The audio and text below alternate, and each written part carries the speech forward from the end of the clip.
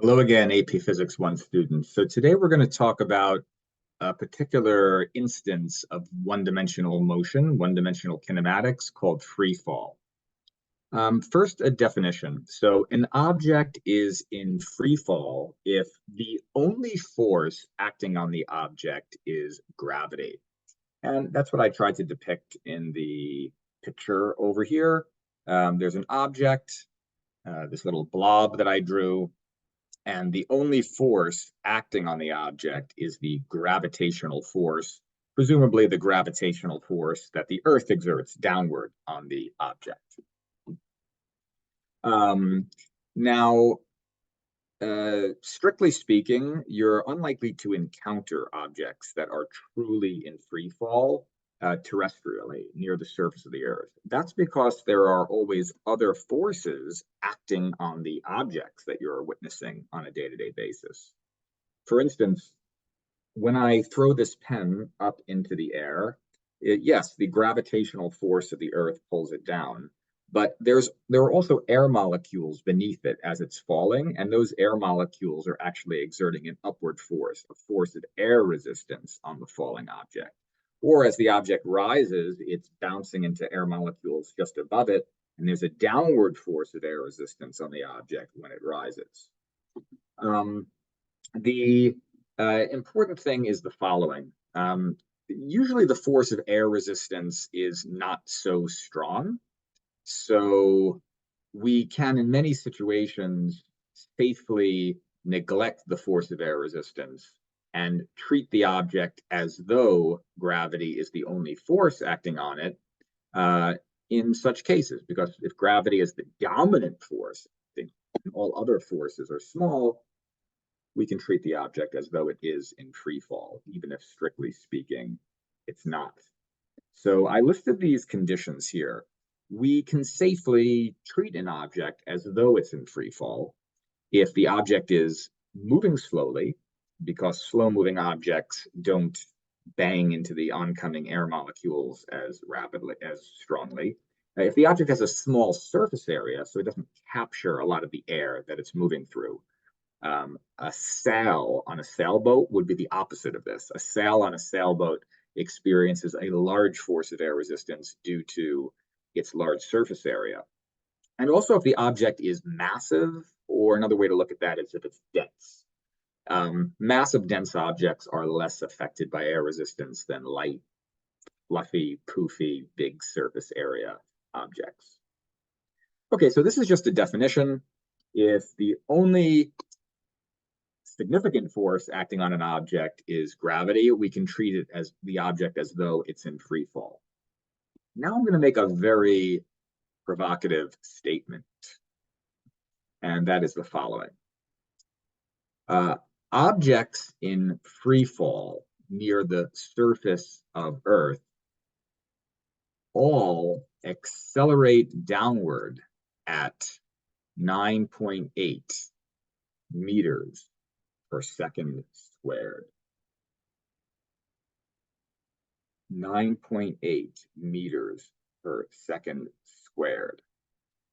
So I'm claiming here that objects in free fall near the surface of the Earth, regardless of how massive or light or flimsy or whatever those objects are, if they are in free fall, then they will all have a downward acceleration of 9.8 meters per second squared due to the Earth's gravitational effects on those objects.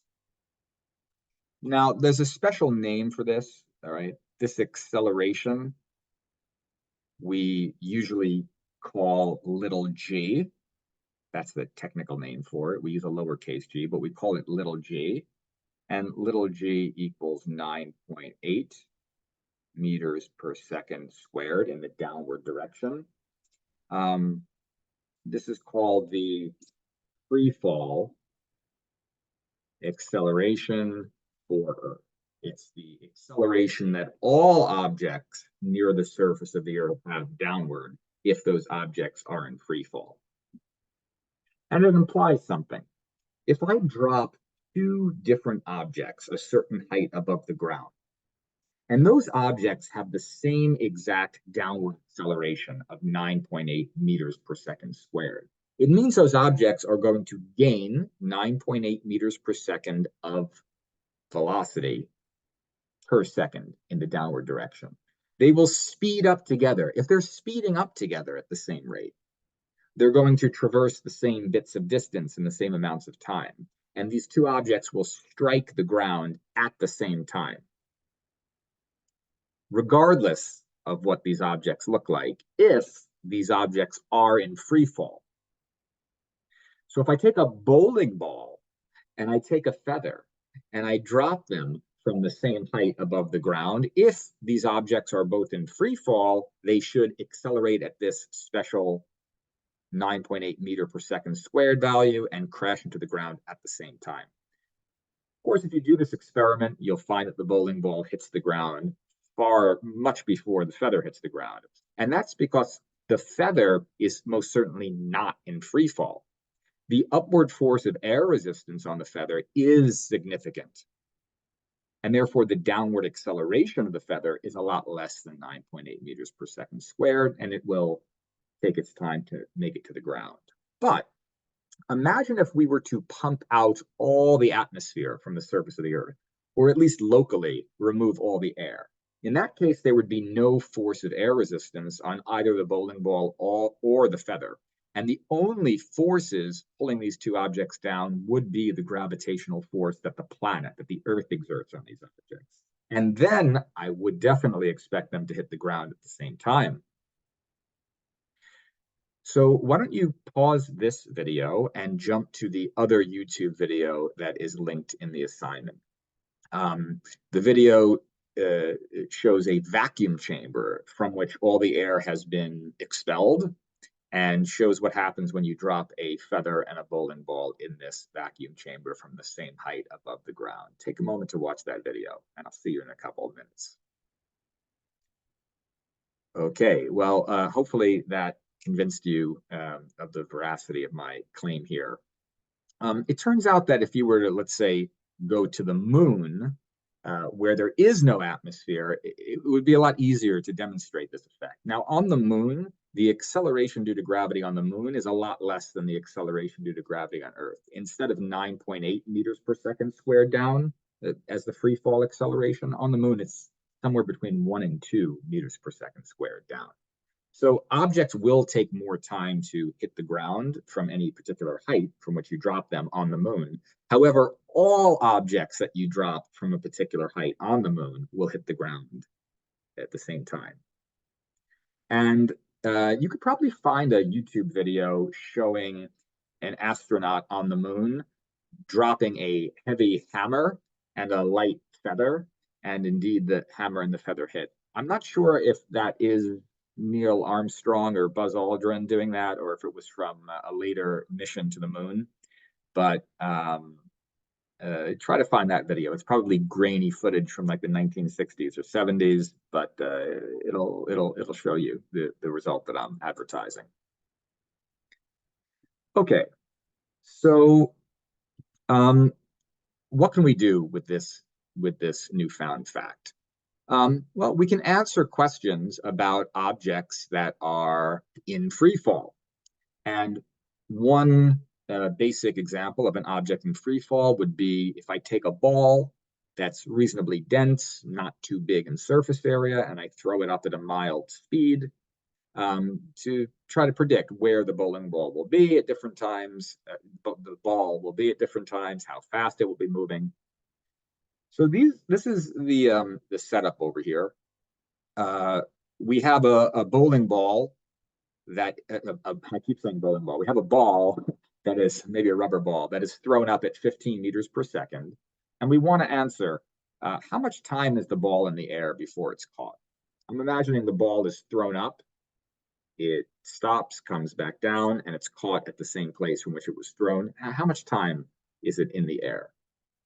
Also, how high does the ball rise? What's the maximum height above the throwing location that it rises to before it comes back down? At what time or times is the ball exactly 5 meters above the place from which it was thrown? And also, Part D, at what speed does the ball strike the person's hand? The person throws it up at 15 meters per second. At what speed does it strike the person's hand on the way back down? Okay, in order to answer these questions, I'll be making use of kinematics equations 1 and 2, although you'll notice in kinematics equation 1, instead of x final and x initial, I'm going to refer to y final and y initial. The y coordinates of the object. When objects are moving vertically, I usually use a y-axis instead of an x-axis. Let's draw a little picture to show what's going on here.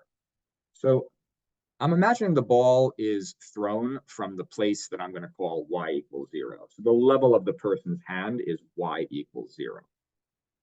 And the ball is given an initial velocity upward of 15 meters per second up. And we should also note that the ball has a downward acceleration, which is equal in magnitude to the free fall acceleration near the surface of the Earth, which I just explained is 9.8 meters per second squared. So the ball will move up, but accelerate down to start. We know from our previous lesson, when an object has a velocity one way, but an acceleration the other way, the object will slow down and come to rest. So at the very top, its velocity will be 0, and then it'll speed up and fall back down.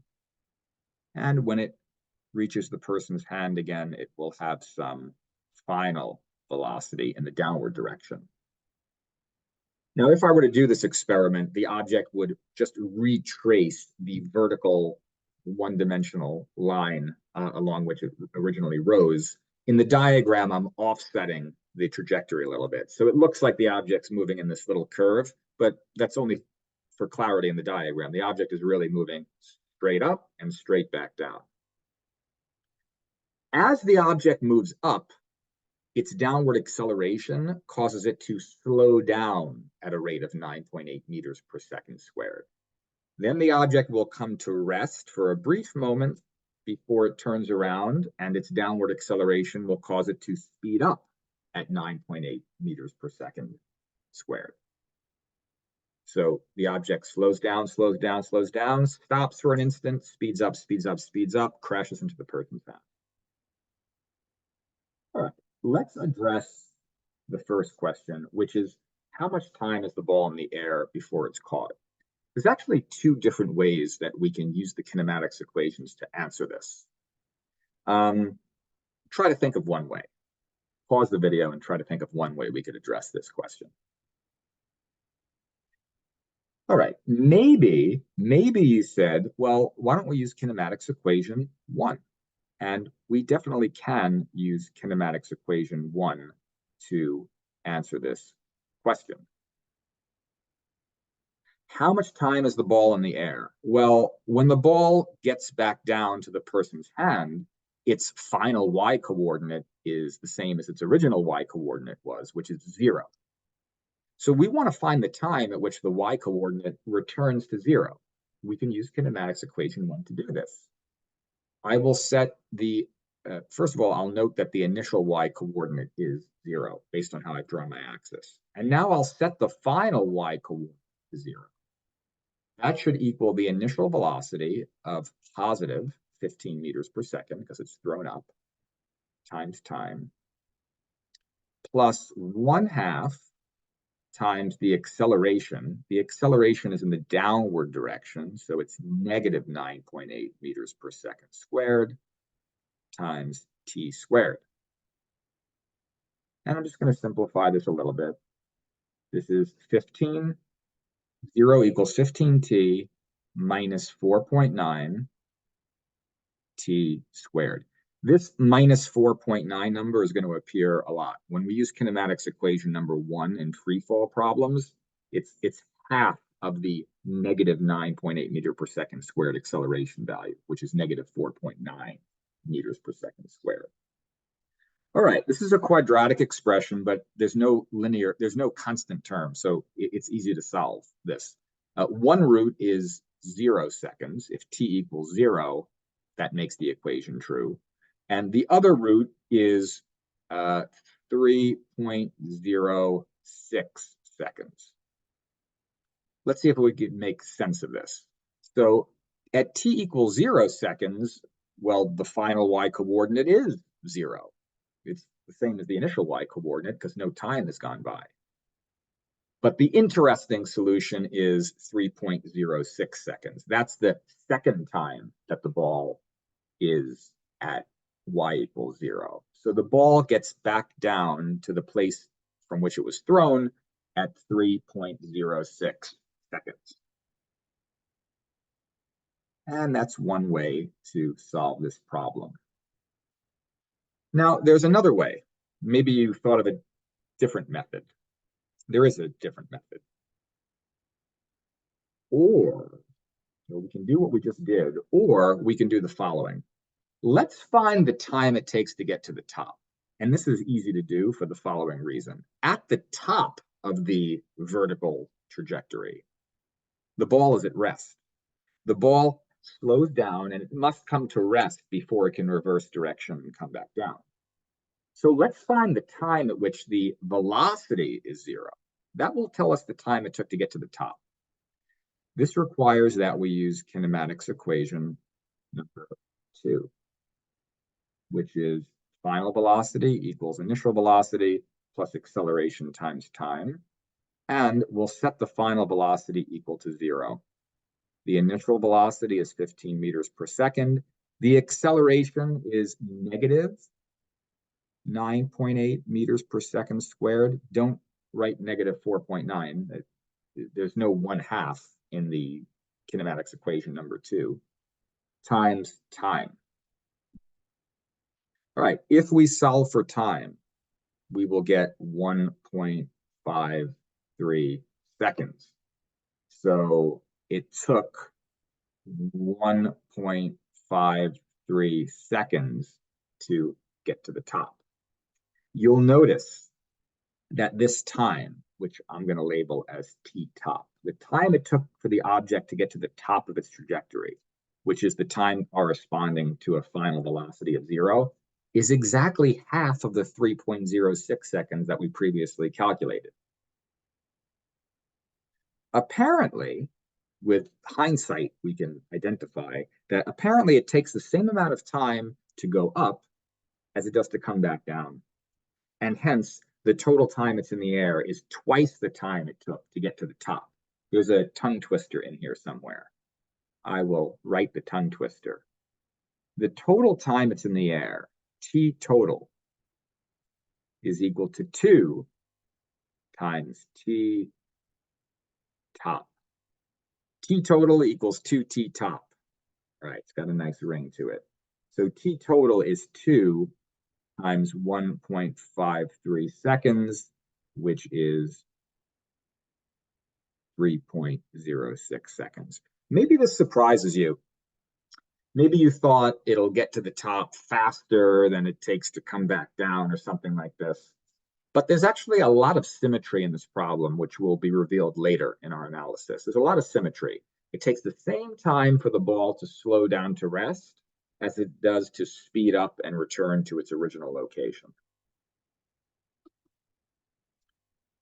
All right, now how high does the ball rise? That's question B over here. How high does the ball rise? We already know the time it takes to get to the top. That's why I kind of like this method better. The first thing I'm finding is the time that it takes to get to the top, which is 1.53 seconds. So I can use kinematics equation 1 in order to find the y coordinate at this time.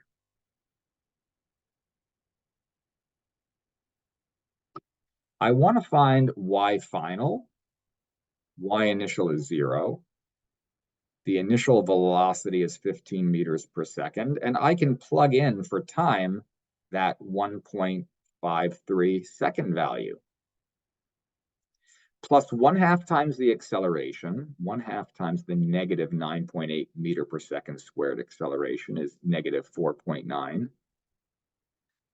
And then again, I'll plug in the 1.53 seconds. Just don't forget to square it. Don't forget to square it. And if you run the numbers here using your calculator, you will get, I'm rounding a little bit, you'll get 11.5 meters. That means the ball, when its velocity is 0, when it's at the top of its trajectory, it's 11.5 meters above the launch point. 11.5 meters. So it takes 1.53 seconds to rise 11.5 meters as it slows down to rest. And then it takes another 1.53 seconds to return to its original location. Okay, great. The next question is part C. At what time or times is the ball 5 meters above its launch point? Now, let's see, in the diagram here, 5 meters is maybe somewhere around here. I'm not drawing it in exactly the right place, but 5 meters is somewhere around there. I see that the ball has to cross the 5 meter height once on its way up to 11.5 meters. And then on the way back down, the ball has to cross that 5 meter line again. So there should be 2 distinct times at which the ball was 5 meters above the place from which it was thrown. We can find those times.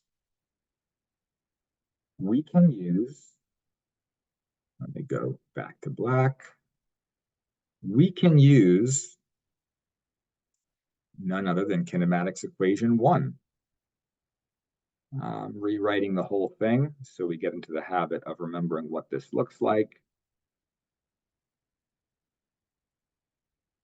Now, I want to find the time at which the final y coordinate is 5 meters. So I'm going to plug in 5 meters for the final y coordinate.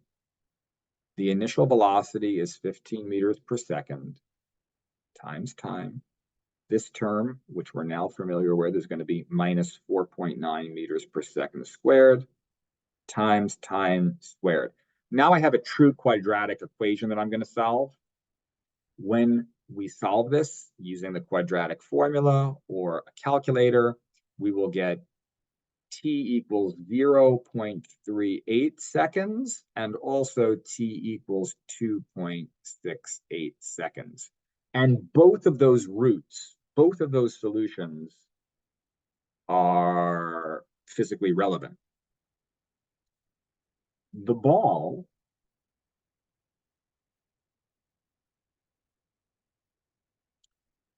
first reaches the 5 meter mark at 0.38 seconds.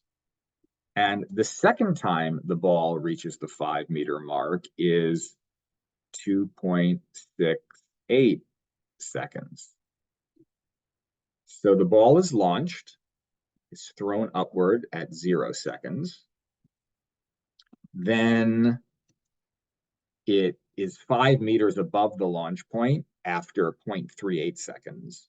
It reaches its highest point at 1.53 seconds.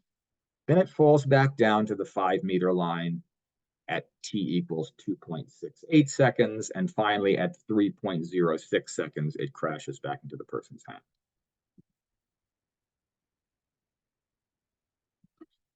All right, the final question we're going to answer is part D. So at what speed does it strike the person's hand? Clearly, kinematics equation 2 is what's needed here because we want to find a velocity or a speed at which it strikes the person's hand. So what is the final velocity when it strikes the person's hand? The initial velocity is 15 meters per second.